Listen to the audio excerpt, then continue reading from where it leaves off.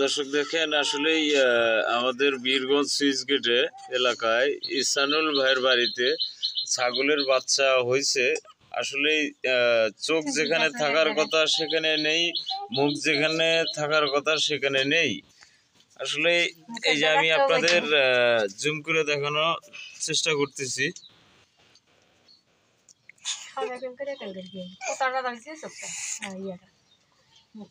আমাদের Birganj switch gate Ehsanul ইসলামের বাসায় ছাগলের বাচ্চা হয়েছে। অবশ্য দেখেন কি অবস্থান, কিন্তু ওই দুইটা বাচ্চা হয়েছে, একটা বাচ্চার এই সমস্যা আর ওই বাচ্চাটা ক্লিয়ার হয়েছে। আসলে আপনাদেরই বাচ্চা, এই যে ছাগলের বাচ্চা। আচ্ছা, এটা এটা কি কখন হয়েছে বাচ্চাটা? হ্যাঁ, ঘন্টা দেড়েক হচ্ছে। আচ্ছা, আসলে এরকম কি জীবনে কোনোদিন দেখছেন? জীবনে তো দেখি না, এই প্রথম দেখলেন? আসলে এটা কিসে কোনো নমুনা বোঝা যাচ্ছে নাকি? মনে করো ছাগলের কাছে তো ধরা হচ্ছে, কিন্তু খাইতে পারছে না, এটাই তো সমস্যা। দর্শক দেখেন আসলে ছাগলের বাচ্চাটা কি অবস্থা, আসলে মুখে তার যে অবস্থান দেখতেছি, আসলে মুখটা এবং জিহ্বা চোখগুলা একসাথে, জিহ্বা এবং থোতা সব আমি আপনাদের দেখানোর চেষ্টা করতেছি। এই যে দেখেন,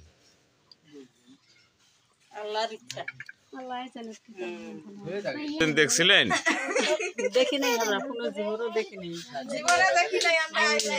আচ্ছা, এরকম ইতিহাস জীবনে দেখেননি, এরকম অবস্থা না?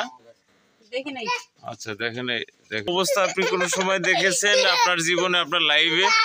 আমার মনে হয় ৬০-৭০ বছর বয়স আমি এরকম দেখিনি আর কি। তা আসলে এটা কি বোঝা যাচ্ছে? কোন নমুনা, কোনো একটা নমুনা, কোন আলামত দিয়েছে? আপনার বাসা কোথায় জানি ভাই? আমার বাসা ওই ছাগলওয়ালা বাড়ি থেকে অল্প একটু, মানে স্থানটা কোথায় এখানকার স্থান? সুইচ গেট, মানে বীরগঞ্জ সুইচ গেট। ধন্যবাদ। এটা আনুমানিক বয়স ৭০। আচ্ছা, এই ৭০ বছরে আপনি কি কোনোদিন এরকম ছাগলের বাচ্চা দেখছিলেন?